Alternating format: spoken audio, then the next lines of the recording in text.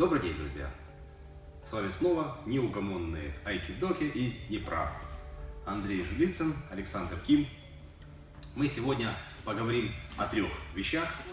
Первая вещь следующая. Атака Шоменуч. Всем знакомая. И внимание на мою реакцию. Вы наверняка видели этих людей. Да? В чем проблема? Проблемы, наверное, не было бы никакой, если бы Андрей бил меня специальной, придуманной для айкидо атакой. Покажи, Андрей. Вот такой. На нее, естественно, очень хорошо в нее подходит вот такая реакция. Но как только Андрей начинает меня бить на самом деле, с целью не показать мне атаку, а с целью проломить мне голову, только шлеп, это сразу же становится чепухой, это ерунда. В чем дело? Почему такому большому количеству людей в такой быстрой ситуации хочется работать неадекватно? Почему им хочется поднимать руки, а не работать коротенькими, да? Им не работать короткими рычагами, как в такой ситуации, как и надо, да? Почему они так хотят поднимать вот эти мышцы? Знаете, я об этом как-то думал и пришел к следующему выводу. У человека здесь находятся самые большие мышцы. А особенно если человек не пренебрегает спортивными упражнениями, обычно вот это место разрастается больше всего. И, соответственно, доверие у любого взрослого человека больше всего этим большим, сильным мышцам. И как только он видит опасность, ну это же опасность, меня бьют по голове. Учебная опасность, но это опасность. У него сразу же это все это поднимается сразу.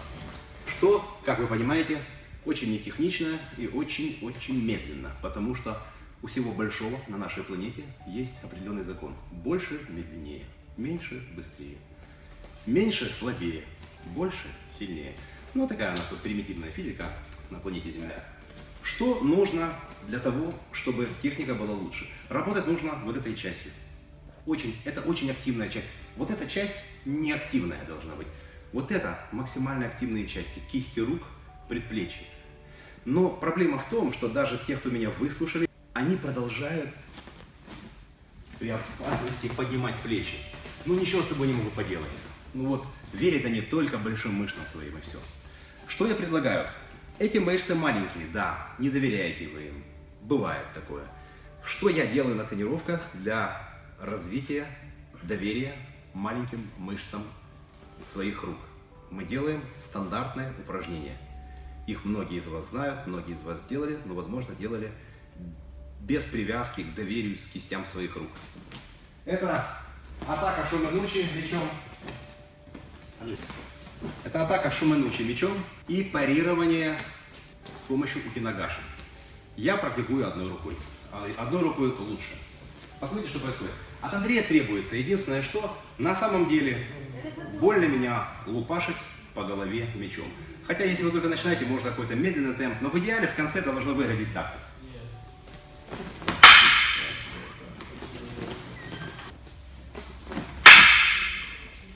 Вы понимаете, да, в чем дело? Получается, что ситуация не очень хорошая. Он рубит 2 руками с разгону и делает сдохни. А у меня одна рука. Я одновременно достаю меч. Да, это достаточно слабая конструкция.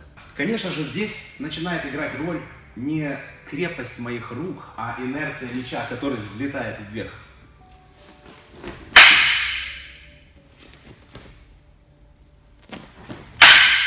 Обратите внимание, я еще и перестаю сходить с линии атаки. Дима, иди сюда. Сзади ложись и держи меня за ноги, такие оковы на ногах. Вот мы берем, то есть все. Меня лишили возможности перемещаться. Хлеба, да, рукопашного боя. Нет, вся моя защита, это вот мой щит, который я выставляю укинагаши. В процессе таких тренировок, конечно, Димка, спасибо, все, отпускай меня. В процессе таких тренировок, конечно, можно получить несколько раз по балде мечом. Обычно это происходит, когда вы раньше чем-то достаете его, ждете и... Тут вся фишка в том, чтобы сделать именно пока медленно. Пока его меч летит вниз, мой летит вверх. И тогда инерция их не позволяет вот этому неприятному действию совершиться. Ясно, да? То есть это простейшее упражнение, но если на самом деле вы с вашим партнером уже вошли в раж, в азарт, он вас действительно не вот это там делает с вами там, а он подходит и... А вы отражаете, у вас естественным путем, без всяких аутотренингов, без визитов к психотерапевту, у вас появляется доверие техникам, доверие своим собственным рукам. То, чего я очень часто не вижу у людей, которые практикуют айкидо.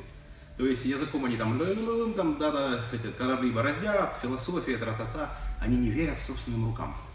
Они не верят собственному телу. Это то, что я хотел сказать о вот таких длинных руках, вместо которых должны быть вот такие вот движения, и о доверии к кистям.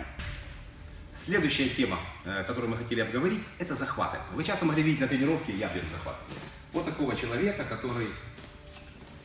Она такая вяленькая, такая не до конца сомкнувшаяся, и такая, знаешь, с большим желанием бросить. Вот только он начнет что-нибудь делать, развалилась. Почему меня бесят такие люди? Особенно те, которым я уже объяснял суть. Дело в том, что захваты изначально должны быть агрессивными, то есть нет смысла брать захват слабым. То есть цель захвата изначально подавить противника, то есть руку там с чем-то, с ножом взять, своим ножом, руку с ножом и сюда. То есть это всегда сильно, это всегда жестко, это всегда очень агрессивно. Понимаете? Я не говорю о том, что вы на тренировке должны убивать друг друга, нет. Вы должны давать очень жесткие захваты. Вот Андрей перед записью, я когда начал оглашать тему нашего занятия, говорю, жесткие захваты должны быть. А он говорит, и гибкие же, да, руки должны быть гибкие. Я говорю, это уже вторично. Самое главное, что изначально они должны быть жесткие. То есть, когда вы потренируетесь, когда вам объяснят суть, там, ну, что так действительно легче тренироваться, когда все гибкое, кроме захвата, можете делать и гибкие, но сначала жесткие, то есть они правильные, реалистичные захваты. В чем дело? Почему нужен именно такой? Дело в том, что техники джиу-джитсу, айкидо, там, все равно чего, техники, в них есть одна очень остроумная задумка. Когда вы берете жесткий захват, это место, оно как бы затвердевает, как будто бы это клей какой-то, как будто это цемент. И в технике этот факт используется. Вы понимаете остроумность задумки? То есть этот человек хотел, чтобы его захват был максимально крепким, а этот человек, который атакует, этот факт использует для того, чтобы получилась его техника. Таким образом, если человек, который атакует, берет слабенько, то пазлик не сходится. Мы не можем ничего отрабатывать. Я очень часто беру в начале, когда новый партнер бывает у меня там, или какой-то ленивый, я беру и так вот делаю. Если от захвата можно избавиться вот так, то зачем делать технику? То есть она бессмысленна. И последняя, третья часть, заключительная нашей беседы, нашего видеоблога. Слушайте, мне кто-то недавно написал в комментариях, спасибо за ваш видеоблог, и я понял, что я видеоблогер. Нифига себе. Да. Так вот, про нож. Мне часто задают вопросы, почему в моих уроках нет ножа. Дело в том, что я не особо практикую это. Практикую, как вам сказать, для экзамена больше. В чем, собственно, дело? Давайте я попробую объяснить свою точку зрения на почему считаю, что это защищаться от ножа в принципе неэффективно. Но если уже деваться некуда, так все защищаются от ножа. Учился ты айкидо, не учился, приходят, за тебя режут. Правильно? Но я сейчас попытаюсь объяснить, почему это крайне неэффективно. Все техники рукопашного боя, все равно какого, бокс, карате, айкидо, джиу-джитсу, винчун, сейчас я удивлю вас, сколько я знаю всяких слов, неважно, вы поняли. Все техники рукопашного боя построены на том, что в момент силового воздействия, захвата или чаще удара, тем или иным образом бойцов учат в удар ввинчивать вес тела. Да, то есть не так, не за счет, это очень маленькие кости, они много ущерба не наносят. У Андрея там максимум Кирилл. Я извиняюсь, я просто сейчас подумал. А вот так улетает Андрей. Совсем другое дело. Ладно, я надеюсь, вы поняли, да? То есть, когда я вкладываю вес, на вот этой площади собирается намного большая сила, чем бы я просто бил так. Понятно, да, система? То есть я когда вкладываюсь в тяжелые части своего тела, вкладываю удар, получается мощно.